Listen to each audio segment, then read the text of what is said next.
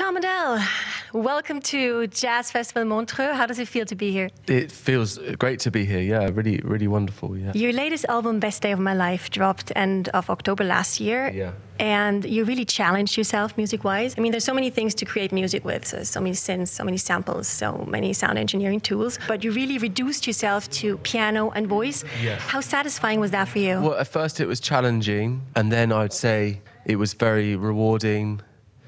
You know, I've played the piano since I was 7, and I've never been a great piano player, but I can get around okay, enough to play my songs. But I would say in just limiting myself to just the piano and the vocal, I made the most amount of progress I've made in years. But instead of like cramping your songs with a lot of words and sounds, you create a space for people to really dive into and breathe and listen. Were you never afraid that that would maybe backlash and no one wants to listen to it? I don't ever seem to suffer from those fears, which is good.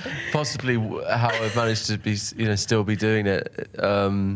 You can always have those fears about anything you make. Making music is also a kind of therapy for you. In 2021, when your album Montreux came out, you really opened up about your panic attacks and how important it is to talk to each other, to talk about emotions and feelings and what's inside of your head, and not trying or wanting to go through everything alone, which is why I find the song title, Another Thing We Don't Talk About, so intriguing.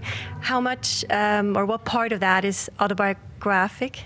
Every song I've ever written is always from a place of some lived experience to some extent. I mean, otherwise I don't think I could.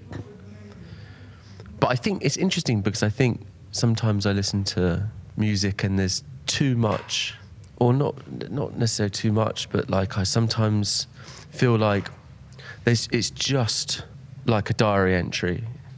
It's just like listing times and places and things that happened, but I think it's the universality, it's the shared thing that is the thing I'm more interested in. You know, I don't know anyone like you who manages to fit loving, happy words into such unbelievably sad melodies. How does it work together?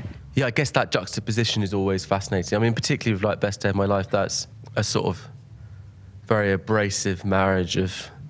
I mean, the thing with that is that the lyric originally was Worst Day of My Life, and then I switched it to Best Day of My Life. Oh, really? Yeah, and that's probably why it feels so abrasive. What was the worst day in your life? I'm not sure. I think I've had a few. Hopefully it's already happened. Not yet to come. A completely other topic, but you always say that, or you said that you're not a political person in your music. Right. But your music is.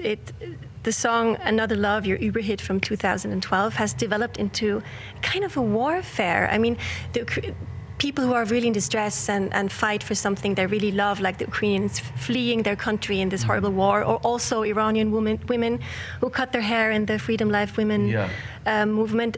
I'm assuming that you never thought when you wrote the song in Nashville in a lonely hotel room that it would develop into a soundtrack for these movements.